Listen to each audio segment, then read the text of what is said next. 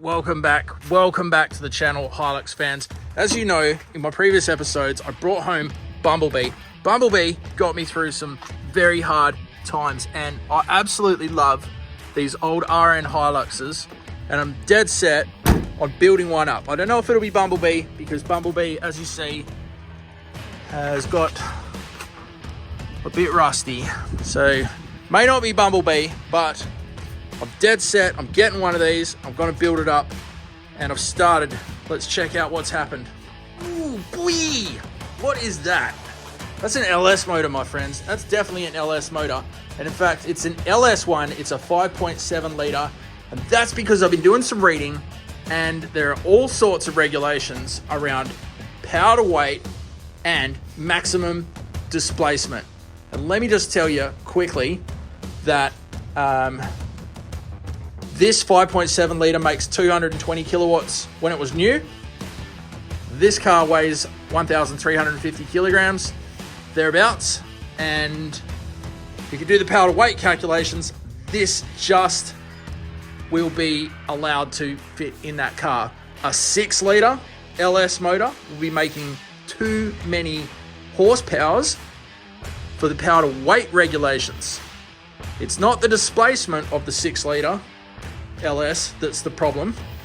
It's the power to weight, and the power to weight is a sliding scale depending upon the year of manufacture of these vehicles, or any vehicle, and that's likely to be because as technology got better, brakes and that sort of thing, they became a little bit more lenient with the power to weight laws. But the year of manufacture of this car, the power to weight situation is that the 220 kilowatt engine will just tick those criteria. Now, I am still going to explore if there's any way around those laws through, third-party engineering consultants giving me approval or changing the brakes or whatever else. Because not only am I not entirely happy with being limited to an LS1, but you can't supercharge it. You can't supercharge it because then the displacement laws kick in. And the displacement laws are different to the power to weight laws. The displacement laws, when you put a supercharger or a turbocharger on the motor, you have to use a multiple in an equation to determine the maximum engine capacity. And that multiplier means that the greatest displacement that you can run in a car that weighs 1,350 kilos turns out to be 4 litres. So you could put a 1UZFE Toyota motor with a supercharger in that and be legal. But a 5.7 litre engine, after you use the multiplier because of the turbocharger or supercharger, is an equivalent displacement of something that's too big for this. We're doing a whiteboard session on this, but just bear with me for now. This is, at this stage, not able to be supercharged, which obviously with the channel name, it's a little disappointing. So we're going to have to try and find a workaround for that. Right, guys, so I've just got the engine home on the engine crane, and I'm putting it on this engine stand just here. Space it out with a couple of bolts. Got to do these up. Then we're going to feed this into here. Pretty basic. Let's do that.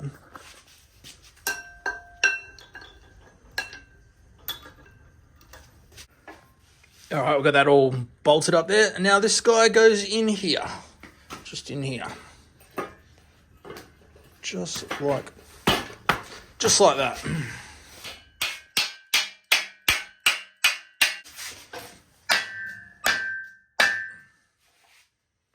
Schmick. All right, that's on there. Seems to be holding. All right, guys, we've got the engine into the shed, and the first thing that we're going to do is verify that the engine spins over. This is probably something that I should have done when I picked the motor up, but I'm not too experienced at buying motors, so I didn't. So anyway, last night I took some rags and stuffed them in the header ports, and I took the spark plugs out, and I did actually clean in here because I don't want any dirt going into the motor. So that's all been done. Let's just get around here, take these out. Now, I don't know how long the motor's been sitting for, so I don't know if this is the done thing to do, but the internet said you can do it, is put a little bit of oil in the spark plug holes. Just to help it on its first turn in case it hasn't been turned in a long time. This could be overkill, but we're going to do that. So put this on here. I don't know if there's a right and wrong way to turn this, but let's just go this way. It feels a little dry in there, to tell you the truth, but it's turning. It's actually getting easier.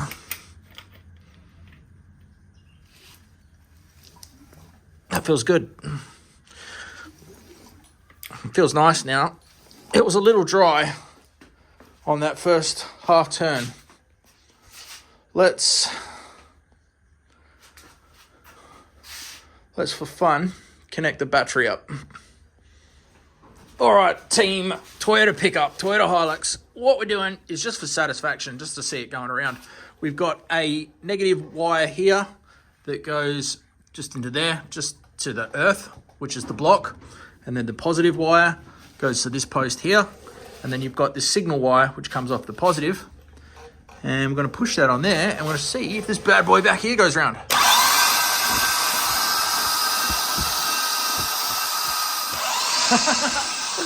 Yeah!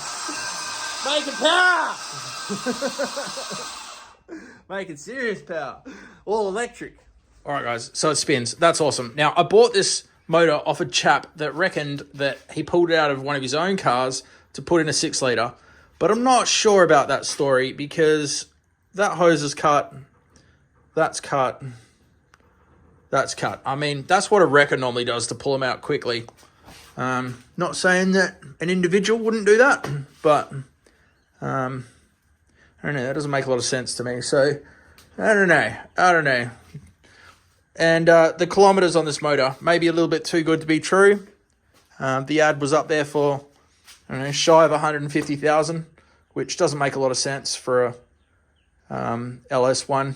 You know, should be maybe higher Ks than that. So anyway, let's open it up and see a little bit more of what we can see. Let's open one of these rocker covers up and see what it looks like.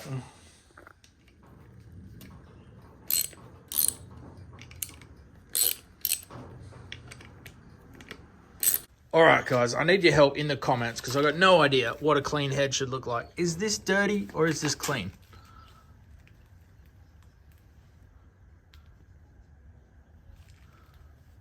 And the lids,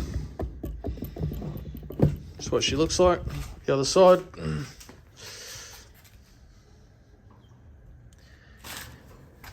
Yeah, what is that meant to look like? I don't have any reference for what that's meant to look like. Maybe I'll go peer into this Hilux, but I know this has got new rockers in it, so the rockers will look shiny, but what does the rest meant to look like? I don't know. Leave a comment where you think that's at in terms of health.